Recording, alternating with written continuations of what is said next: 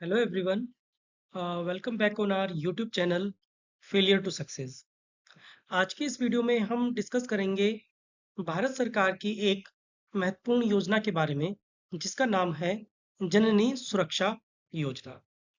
जननी सुरक्षा योजना का उद्देश्य है गरीब और वंचित वर्गों की गर्भवती महिलाओं को सुरक्षित संस्थागत प्रसव के लिए प्रोत्साहित करना।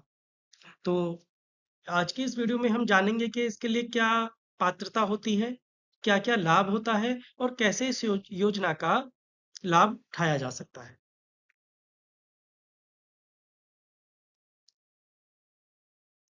देखिए, पहले जानते हैं ये योजना लागू कब हुई थी।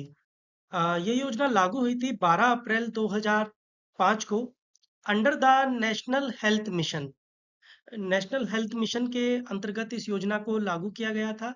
ये एक सेंट्रली स्पॉन्सर्ड योजना है, यानी कि केंद्र सरकार के द्वारा स्पॉन्सर्ड योजना है, जिसका उद्देश्य है मैटरनल और नियोनेटल, यानी कि जो महिलाएं बच्चे को जन्म देती हैं उन उन रिड्यूस करना उनकी मोर्टेलिटी को, और जो बच्चा जन्म लेता है। और इसके अंदर प्रमोट करना है इंस्टीट्यूशनल डिलीवरीज।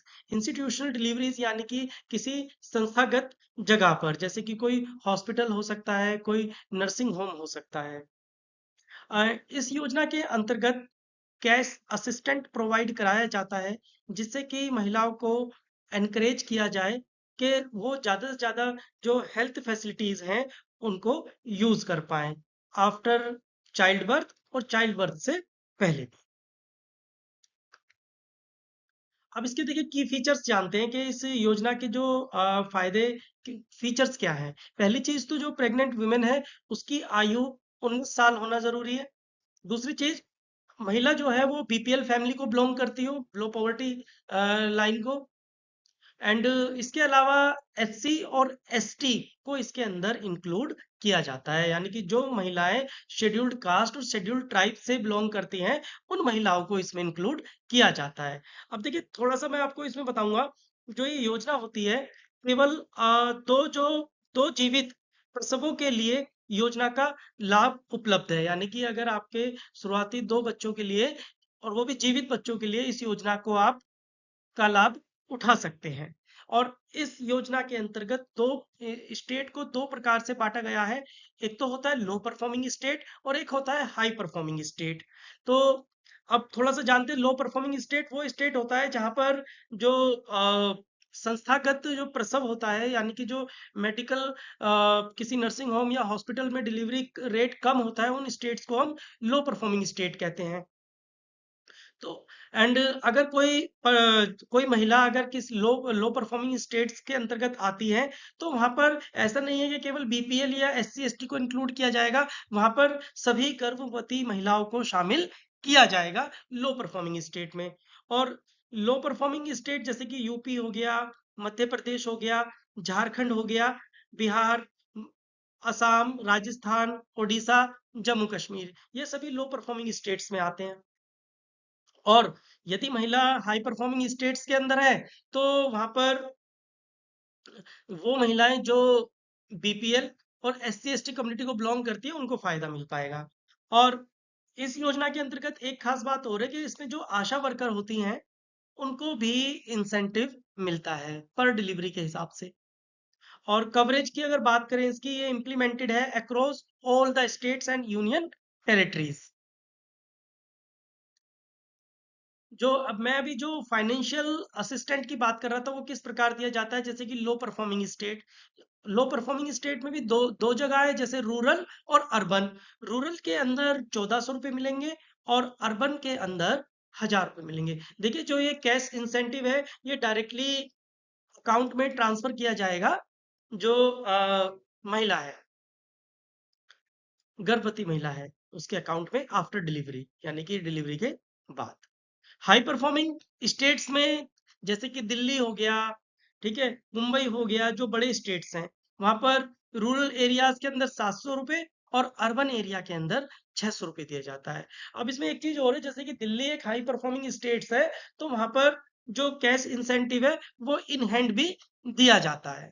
यानी कि उसको अकाउंट में ना देकर सीधा उसको इन हैंड कैश दे दिया जाता है हाई परफॉर्मिंग स्टेट्स के अंदर। बाकी आगे बढ़ते हैं इसमें। देखिए, जो भी हम बात कर रहे थे कि भाई आशा वर्कर को क्या बेनिफिट है, तो ASHA worker play a crucial role in facilitating the institutional deliveries. देखिए, जो डिलीवरी हॉस्पिटल या फिर नर्सिंग होम में होनी है, उसमें इनका रोल बहुत ज्यादा हो जाता है। सो उनको भी एक कैश इंसेंटिव दिया जाता है, क्योंकि महिला को लाने ले जाने का काम, उनको एस्कॉर्ट करने का काम हेल्थ फैसिलिटीज तक आशा वर्कर का ही होता है। और इवन जो पोस्ट नेटल केयर होती है, यानी कि जन्म के बाद भी जो सुविधा होती है उसमें भी आशा वर्कर एक महत्वपूर्ण भूमिका निभाती है। अब देखिए, जो लो परफॉर्मिंग स्टेट है वहां पर जो आशा वर्कर है उसको 600 रुपये पर केस दिए जाते हैं, और हाई परफॉर्मिंग स्टेट्स में उनको जो 200 रुपये कैश दिया जाता है। और इसके अंदर जो एक बेनिफिट और है, free free antenatal and postnatal care, यानी कि एटलीस्ट 3 एंटीनेटल चेकअप, यानी कि डिलीवरी ड्यूरिंग प्रेगनेंसी के दौरान जो प्रेग्नेंट वुमेन है वो कम से कम 3 बार चेकअप करा सकती है। और पोस्टनेटल यानी डिलीवरी होने के बाद जो केयर है 42 दिन तक दी जाएगी। और ये जितनी भी हेल्थ फैसिलिटी होंगी वो होंगी फ्री ऑफ कॉस्ट। अब कवरेज फॉर होम डिलीवरीज, कुछ जगह ऐसी है जहां पर पॉसिबल नहीं है कि इंस्टीट्यूशनल डिलीवरी हो पाए। वहां पर क्या होता है कि कुछ कैश इंसेंटिव यानी कि 500 रुपये दिया जाता है फॉर होम डिलीवरीज के लिए, बीपीएल विमेन को जिनकी उम्र 19 साल और उससे अबव है। किनके लिए? 2 लाइव बर्थ के लिए, यानी कि 2 बच्चों के जन्म, जो अगर बच्चे जीवित रहते हैं उनके दो दो दो दो बच्चों तक ये सुविधा दी जाएगी। अब कुछ इसके जो स्टैटिस्टिक्स हैं, कुछ अचीवमेंट हैं जो इस योजना के द्वारा हुए हैं, उनको जान लेते हैं। देखिए, हरियाणा इंस्टीट्यूशनल डिलीवरी जो राइज हुई है, पहले 89% थी 2015 में, और जो बढ़कर हो गई है 98.3% 2024 में, जो कि एक बहुत अच्छा फिगर है। Contributing to a decline in the maternal mortality, जो मदर होती थी डिलीवरी के दौरान उनकी मृत्यु हो जाती, उस रेट में भी अभी कमी आई है। देखिए, मोर्टेलिटी जो रेट है फ्रॉम 110, जो 2017 और 19 में था, वो बढ़कर अब जो घटकर अब हो गया है 106, 2019 और 21 में। और जो ये रेट काउंट होता है 1 लाख लाइव बर्थ पर, यानी कि अगर 1 लाख लाइव बर्थ हुए हैं उसमें कितनी डेथ हुई है मदर की।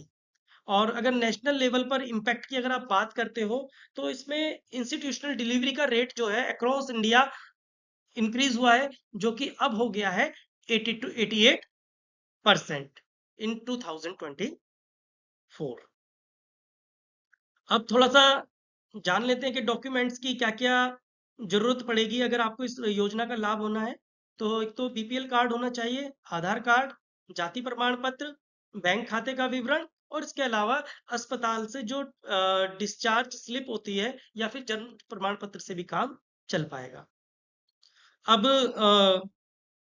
इस योजना का अगर आपको लाभ लेना है तो आप एनएचएम की वेबसाइट पर ऑनलाइन आवेदन भी कर सकते हैं, और इसके अलावा ऑफलाइन फॉर्म भी भरे जाते हैं। जैसे कि आपके जो निकटतम, जैसे पीएचसी, प्राइमरी हेल्थ केयर, और जो कम्युनिटी जो सामुदायिक स्वास्थ्य केंद्र यानी सीएचसी जिन्हें बोलते हैं, या फिर कोई निजी अस्पताल में अनुमोदित जो निजी अस्पताल होता है गवर्नमेंट एफिलेटेड, वहां जाकर आप अपना रजिस्ट्रेशन करा सकते हैं, वहां से फॉर्म भर ले सकते हैं, उसको भर सकते हैं। और इसमें आप जो मदद लेंगे आशा वर्कर या एएनएम के साथ इसको जमा कर सकते हैं। और अगर इसकी स्वीकृति मिल जाती है, आपको एक जननी सुरक्षा योजना का एक कार्ड जारी कर दिया जाएगा। सो इस वीडियो में आज इतना ही था, लेकिन ये काफी महत्वपूर्ण योजना है, जनरली लोगों को पता नहीं होता है। तो और काफी खर्चा आता है उन परिवारों का जो कि खर्चे को, महंगे खर्चे को वहन नहीं कर सकते हैं। सो इस वीडियो के माध्यम से हम यही बताना चाहते थे कि इस योजना का लाभ उठाएं। जो आपकी निकटतम जो आशा वर्कर हैं, एएनएम हैं, बाकी जानकारी आप उनसे जाकर भी आप ले सकते हो। So thank you for watching this video. Video पसंद आई है तो इसको लाइक कीजिए, सब्सक्राइब कीजिए। Thank you for watching this.